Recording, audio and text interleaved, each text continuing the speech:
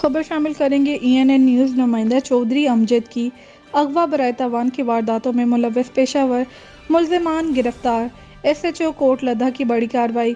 भारी नफरी समेत मौके पर पहुंचकर भड़ी शाह रहमान से तीनों मुल्ज़िमान गिरफ्तार।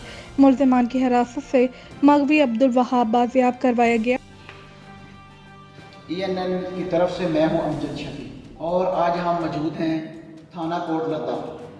वहाँ कुछ लोग थे जिन्होंने पिछले दिनों भी मैंने खबर दी थी। उन्होंने एक बंदे को उठाया, यहाँ गाँव में बद्दों के सेब में, वहाँ से उठा के बड़ी बेदर्दी से उनको मारा है। उनका कोई लेन देन का झगड़ा था। तो आज हमें यहाँ से मुंशी साहब आसफ गुजर साहब उन्होंने हमें बुलाया है कि हमने उनको गिरफ़्तार कर लिया है और उनकी गिरफ़्तारी भी डाल दी है।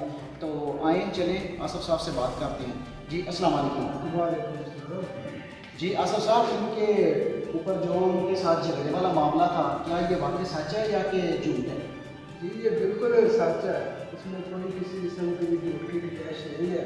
ठीक है, इन्होंने जो किया है वो FIR में हमने दर्ज किया है। ठीक है, उन्होंने बंदे को उठाया है, एक पूरी रात अपने घर रखा है, शिद्दत किया उसके ऊपर। ठीक है, अब ये हमारे हवालात में बंद है, गिरफ्तार भी कर लिया और गिरफ्तारी भी डाल दी। क्या इन लोगों ने, आपने इन लोगों से ये पूछा है कि आपका उनके साथ मसला क्या था? वो लोग तो बता रहे हैं कि पैसों का मसला था, हमने पैसे दे दिए हैं, तो इन लोगों ने वो पैसे काटे नहीं हैं। क्या ये लोग ऐसे बता रहे हैं?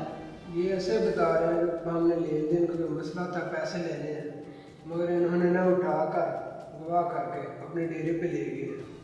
तो आप लोगों ने इनसे ये बात नहीं की कि 1 लाख की वजह से आपने इतना बड़ा काम उठाया? इनको ये नहीं पता है कि अगवा और बराए तवान इसका FIR कितनी मुश्किल होती है? इन लोगों को इस बात का अंदाज़ा नहीं था और अब इन लोगों के पीछे कोई आ रहा है, उनसे आपकी बात हो रही है?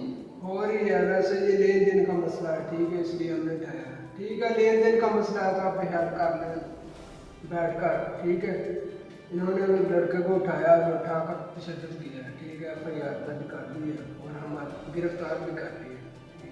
जी नाज़रीन, ये थाना कोटलदा से हम आपको बता रहे थे।